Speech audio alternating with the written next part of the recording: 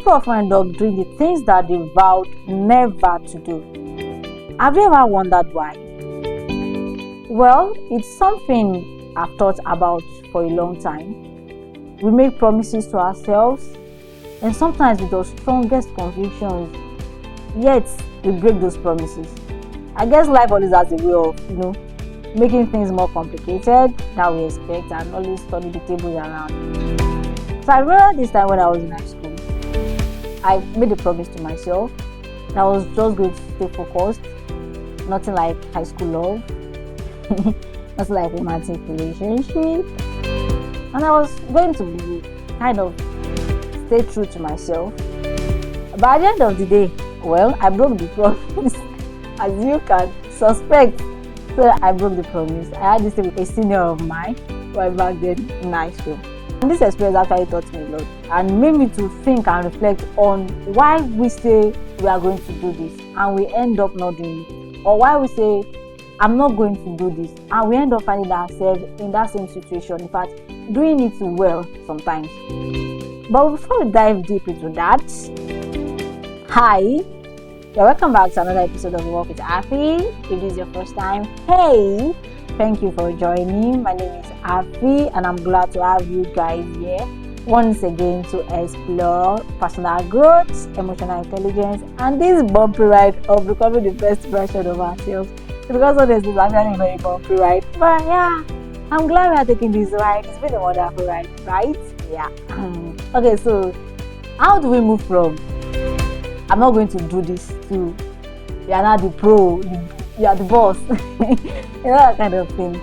And I actually realized that most of the time we make these decisions out of our emotions, because it's not coming from anger, it's coming from hurt, or it's coming from determination. And most of the determinations are actually fueled by our emotions, or something that we've seen, something that we've heard, something that we've read about. So because of that, I feel like, oh no, this is not going to happen. Like me, back then in high school, why did I feel like getting into, let me say, anything that has to do with high school love was very, very wrong?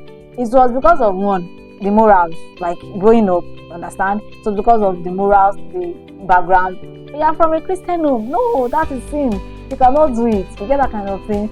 And coming from, stories that you've heard about somebody godly being in a relationship with somebody or being attracted to that person in high school, and things happening between them, and at the end of the day, so much regret, so much unforeseen circumstances and stories that break the heart after everything. So because of those things, it was more of fear to get close to guys at that point for me. And now, when you have that fear and you see your people, like your friends, your very close friends, your pals, all of them, they are doing what you think that is very, very wrong, and they are doing it so well, they are so happy doing it, there is joy, everybody's coming, they are gisting you, and you're just like, am I a spoon? You get that kind of, what is happening to me? You get that kind of thing. So I actually felt like, okay, let me just give it a try. Everybody's doing it and it's going on well, without considering the kind of person that I am.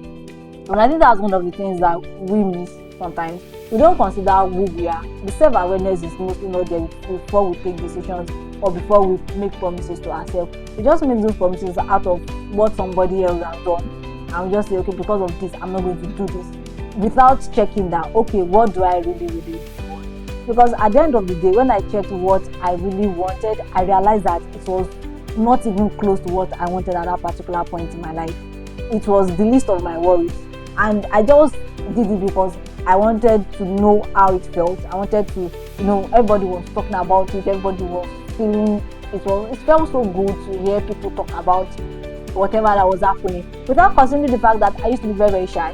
Like, very, very shy to the point that I don't think I had a proper conversation with this person, like one-on-one proper conversation. Well, I used to be very shy. So at the end of the day, I forgot to look into myself that, okay, what do I really want? And at this point, is this still not a distraction to me? At this point, how am I going to navigate this? How do I balance this with every other thing? So I realized that most of the times, it's good to listen to what people say, right?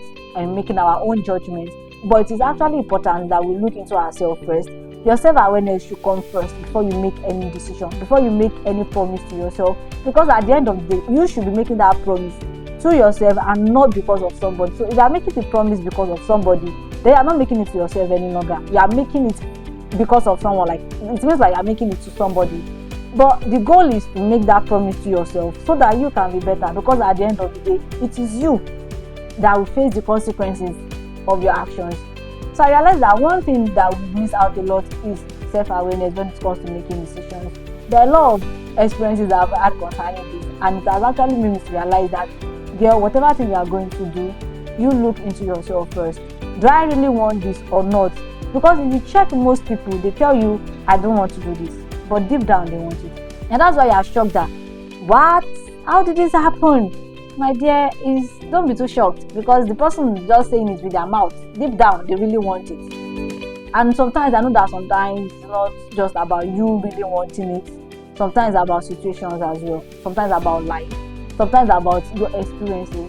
Sometimes about the things that you've seen, you've heard, you've read. You know, it's not so funny when you see people come out of toxic relationships and they still go back into those relationships, and you are worried. Some people find it funny, like, she's not wise, he's not wise. Don't do that. Don't say that. You don't know the battles that they are fighting. It's actually not easy to fight some battles. You understand? And that is why it is important that even in the midst of it all, always have people that you open up to. I say this thing all the time. Being vulnerable doesn't make you weak. We need ourselves to survive. We need ourselves to thrive. God has made us like that. We are meant to depend on each other. So if you feel like you are a man that can stand on your own without needing help or without needing support, then you are getting it all wrong. Because God has made us to depend on each other. He has made us to depend on one another. So I get that situations in life can actually make us do some certain things that we say that we can never do. But that is why it is important that even at the end of the day, you are not giving up on yourself. You are not taking it too hard on yourself. Even with those mistakes, you are learning the lessons that comes with each experience. Let me cite it as example. So gaining admission to the university, right? I told myself no to examination malpractice. Oh Jesus Christ, no to examination malpractice, right? And well, yes, I was working towards it because I felt like, even during secondary school, I wasn't involved in examination malpractice. So what is there in the university? But to cut the long story short, I had this paper that I wrote while I was still freshly admitted into school. So I wrote this exam, and at the end of the day, I cheated. In fact, I copied because I didn't even know what to write in that exam. It was a borrowed course and it was looking all messy. So I was sitting with my friends, everybody was shouting, the answer is this, that, and I was writing it. So that happened, and that experience, I had to think after what happened that, girl, this happened once. Then what next? You want to say this is a mistake. Then if this is a mistake, you have to own up to your actions. You have to make sure that, do you really want this? Do you want to continue this way? Yes or no? And when I weighed it and I was like, oh no, I wasn't ready for this life and I'm never ready for this life. Then I told myself, you have to work towards it. Because it's another thing to say it with your mouth. When you are not putting the actions to make it work, it will never work. You always find yourself back in that pit. You always find yourself back where you used to be. So what did I do? I made sure that I did my part for every exam, for every test, for whatsoever. I was always ready. I know it wasn't easy, right? But yes, my principles were not about the fact that I want to please someone. It was because I really wanted it. As a believer, how will I be cheating in the exam hall? What kind of a believer does that make me?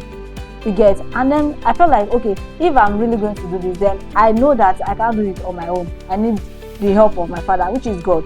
So he was always involved in every exam that I wrote till I graduated. Since that time, I made sure that God was involved in every exam that I wrote. He will direct me to read whatever I'm reading. That is when I would get into the exam hall and I'll be blank, that I wouldn't know what to write. He still always showed forth. My last paper in school was it was bad. It was as if I didn't write anything. But don't be shocked that when the result came out, I had B in that course.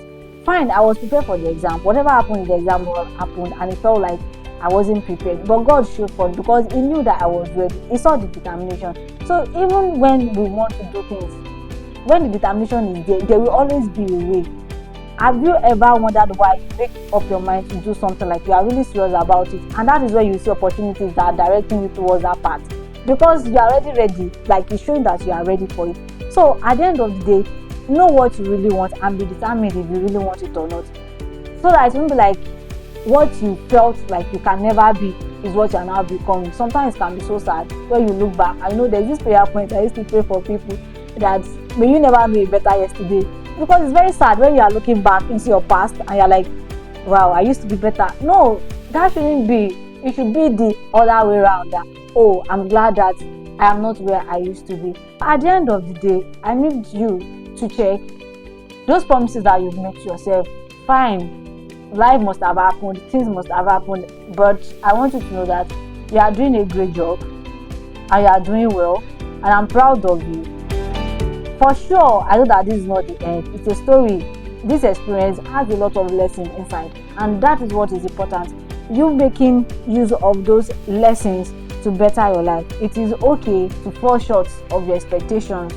It is okay, it happens. But the most important thing is that you keep growing. The most important thing is that you never leave yourself where you are right now. Pick up the dust.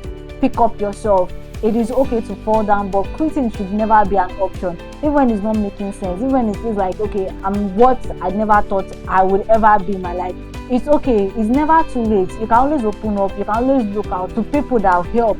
Like I say, just know the right set of people to talk to. Know who you open your wounds up to. And the first person to always open your wounds up to, honestly, is God, to me, personally. He will be the one to even direct the right people to come and help you. So, as you go this week, I want to tell you that it's actually good for you to look into those promises that you made to yourself, the vows that you've made some time ago. How far have you broken all of those vows, or you are still keeping most of those vows? Whichever case, you are still doing well. Whatever may be the situation, you are still, as long as you have regret, as long as you still live, you still have the opportunity to make everything work right for you, right? So just get to know yourself. Know what you really want. You can go into keeping a journal. You can go into talking to people. You can go into reflection. Self-reflection is actually important. When you reflect on your actions, when you reflect on decisions that you've made and how far you've gone with those decisions, it will actually help you to know and to monitor your growth. So till I see you again, I hope you have a great week. Please take care of yourself and know that I love you, and I always do. Bye.